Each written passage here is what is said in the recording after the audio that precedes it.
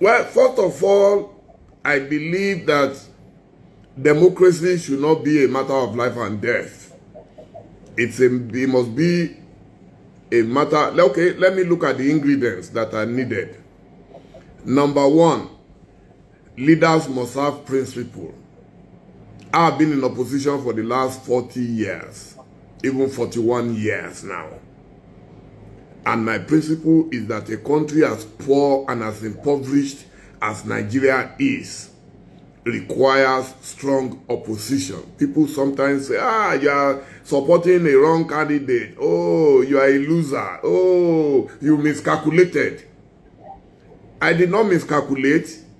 If I wanted easy money, nobody is going to stop me from joining the ruling government. I could have joined PDP when PDP had money to spend.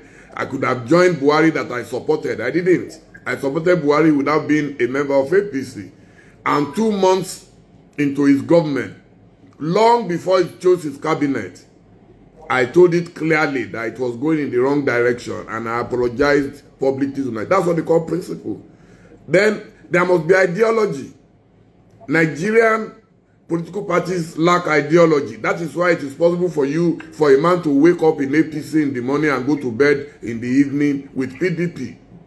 So I've mentioned principle, I've mentioned ideology. Ideology is what will let us know the coloration of the party. Are you capitalist in nature? Are you welfarist in nature? Are you socialist in nature? So you will tell us your plans. Nigeria is a place where a leader does not have to say anything about his plans for his people.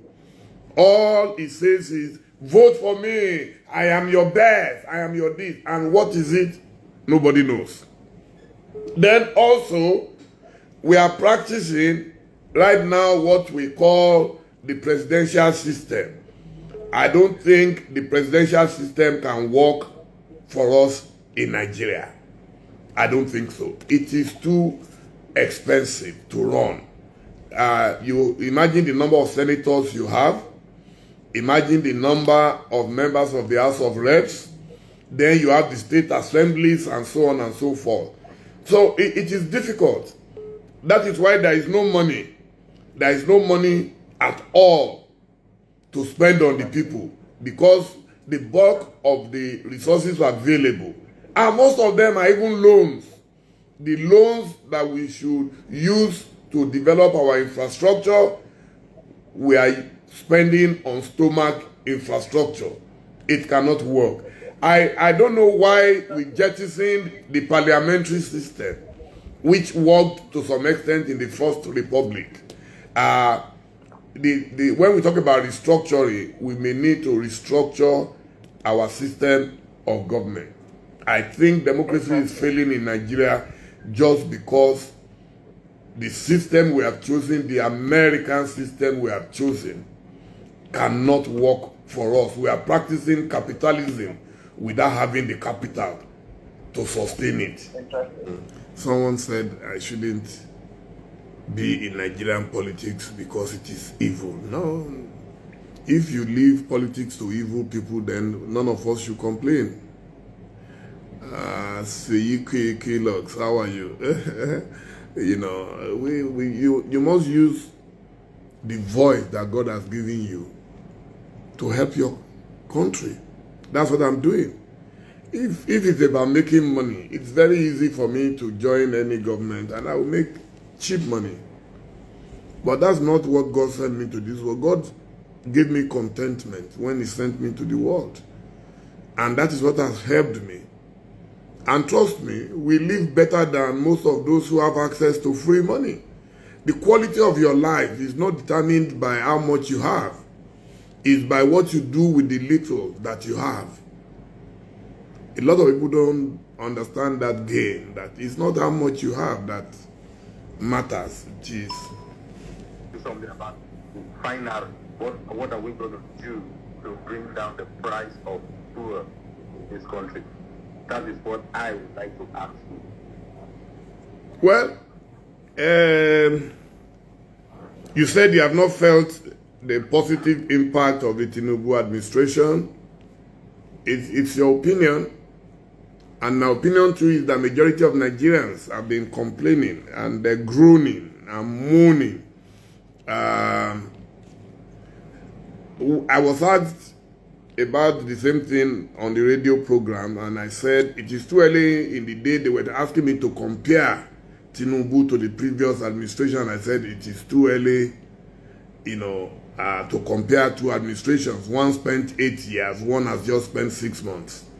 So it will be unfair, and people are going to accuse me of too much partisanship and bias if I begin to compare. But there is no doubt that so far TINUBU's administration seems to be groping in darkness. They are groping in darkness and trying to grapple with what is required.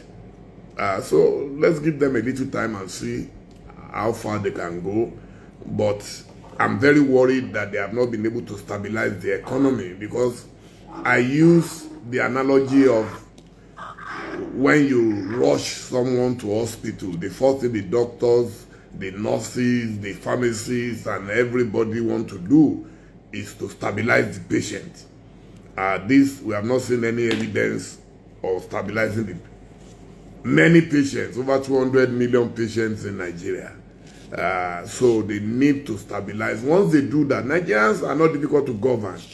We just need some basic things, because we've had little or nothing in the past. So when a government makes an effort, it becomes so obvious. But when all you see in government is somebody wants to buy Prado Jeep, somebody wants to buy a bulletproof car, somebody wants to... So this is what... Yeah. That is the problem, sir. That's what I want to ask you. When you talk of time, I want to ask, what time did you give to them when they removed subsidy? What time did they have when they begin to, they have taken steps. The step they took in the little time they have would have been for positivity. I understand. Yes, sir. The little time, rather than taking negative steps. This country, like you have said, is bleeding. We are groaning. Sir, do you know that now, what I see in the country is that everybody is struggling to survive. We're struggling. No, me, I won't lie to you. I don't know about others. Me, I'm struggling to survive. So I can tell you that today, if you watch the way MTN and all this network are taking your data and credit, you will see corporate criminality in this. You see everybody struggling on their own to survive. But you have a government that has been in power for, let's say, 6 months now, but they are taking actions that have brought negativity to the policy of the nation. So it's not an excuse when they ask for time. Well, like I said, time is very important. Time is very essential, and the only time we judge them. They've made promises. Let's hope they can keep it. And if they don't keep it, let's hope Nigerians next time will make a wiser decision. So it all depends on Nigerians themselves. I don't blame politicians who grab power, run with it, and then the people are running after them and they can't catch up with them, So I've said my own during the campaign. So after election, there is no campaign again. So I will keep my mouth shut and watch. And every now and then, I will offer my own suggestions and solutions. And if they are not taken by those in power, there is nothing you and I can do. All we can do is talk most of the time. But tomorrow, the same people who are complaining today will say, this one is my church member, this one is a Muslim like me, this one is my friend, this one is my brother, this one is from my tribe. For as long as we vote based on those primordial sentiments, we should stop complaining. That's it. So I said my own. People were abusing me. You are Omale, you are this, you are a bastard, you are this. People say all kinds of nonsense, on social media once they don't agree with you. But then, the good thing is that poor government is a universal thing on all of us. It affects everybody. It affects everybody. So, something. Very Emotion. Good morning. Uh-huh. Yeah. So that's it. That's just it, you know. You have said something that I want to say something about. Yes, sir. Okay. Let's make it quick so that other people can also join, sir. Okay. Thank you, sir. Nigerians cannot be wise or wiser when it comes to political, when it comes to election or electing a political leader. There's nothing, I don't see anything Nigerians can do to help ourselves.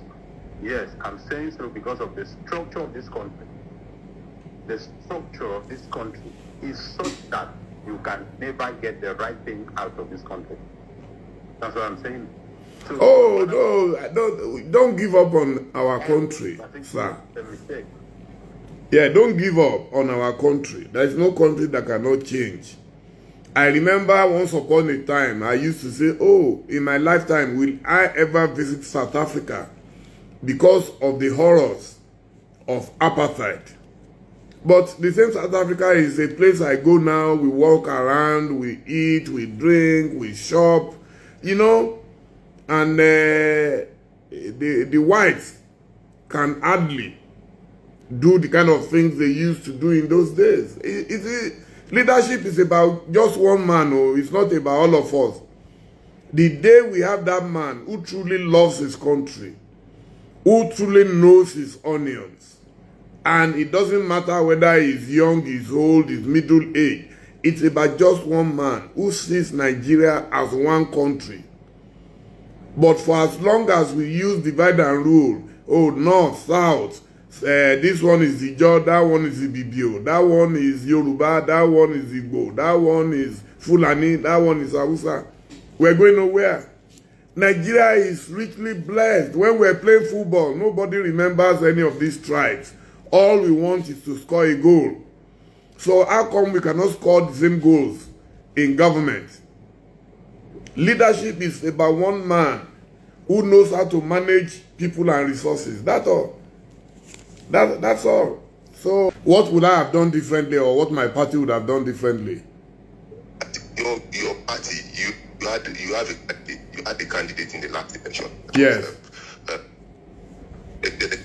Yeah, my candidate was Atiku Abubakar. Yes, former Vice President Atiku Abubakar. Yes.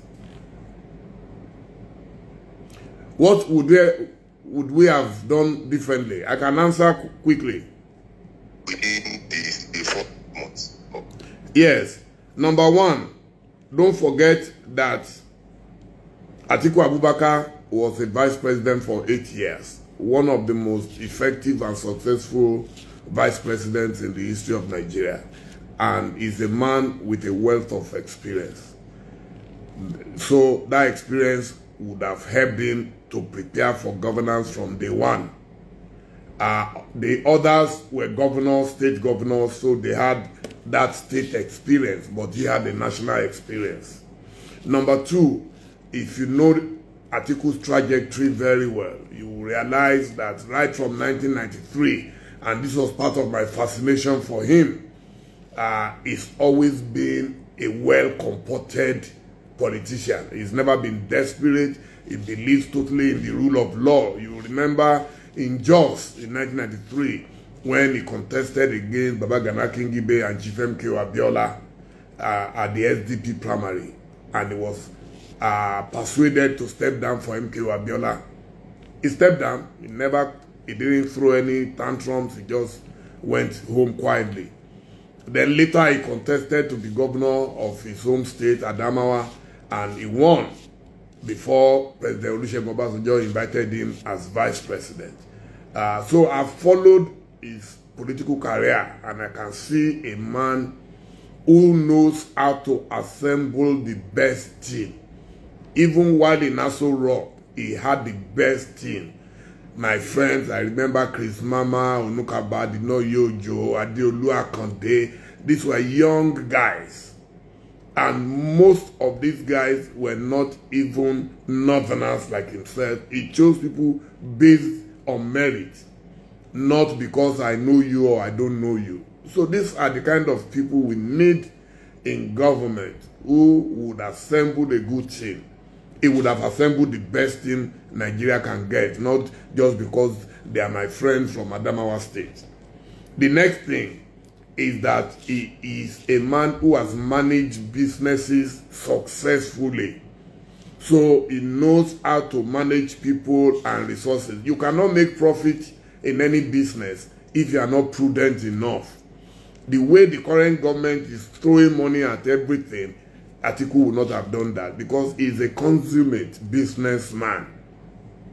So that's another thing he would have done differently. Then the other thing is about the issue of subsidy. While Atiku believes that the subsidy should go, Atiku will not announce a total cancellation of subsidy from day one.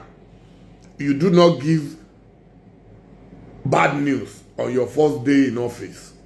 You must give people hope. You must prepare their minds for the challenges ahead. I think that was a fatal error, and we have not recovered from that shock treatment.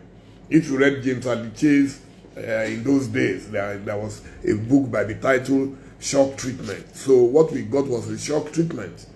I think that would take time to clear off. So Atiku, that is one of the reasons I supported him. He is a man who would have offered hope to the people of Nigeria from day one. He would not dash their hopes. So you can imagine at the time people are dancing and rejoicing that our party has won election, and then suddenly,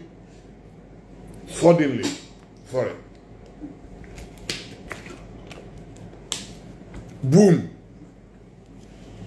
If you are buying for 200, suddenly it becomes 500, and they say we don't care, just go and buy it. You must know how to buy it. You must know what to do to get money to buy it. There's no country that acts like that. So Atiku would have tried to prepare the minds of the people, and if possible, to do it in phases. They had told us before that what the Obasanjo Atiku administration did was to phase out subsidy. You cannot tell a man who bought food yesterday 10 naira, suddenly you must pay 100 today. There will be crisis. And so I think that was a mistake. I think maybe the government of TINUBU wanted to show audacity. We have courage. What everybody is afraid of doing. But only in fact,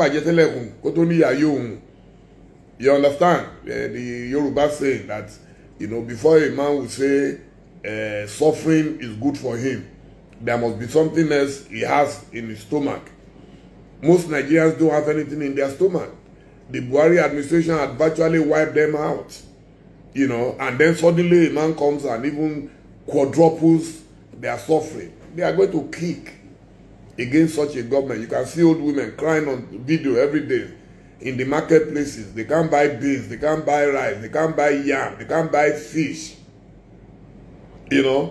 So it's an appeal. This is not a criticism, because everything we say now is political. They will say Dele is abusing APC. I'm not abusing it. I'm offering my own suggestion that, number one, government must show clearly that they are serious by not wasting money on politicians. Any politician who is not happy that they are not making in government should go back to whatever business he was doing before. That is why people in politics must have something to go back to when they leave office. 2 or 3 days after the conclusion of the presidential election, I was back at Ovation in Lagos. I was back at my office in Ikeja. Most politicians cannot do that. They are hoping for the next appointment. I know people who are in Lagos, in Abuja right now. They are bankrupt, staying in hotels, still waiting for appointments. I mean, it doesn't make sense. Man shall not live by power alone.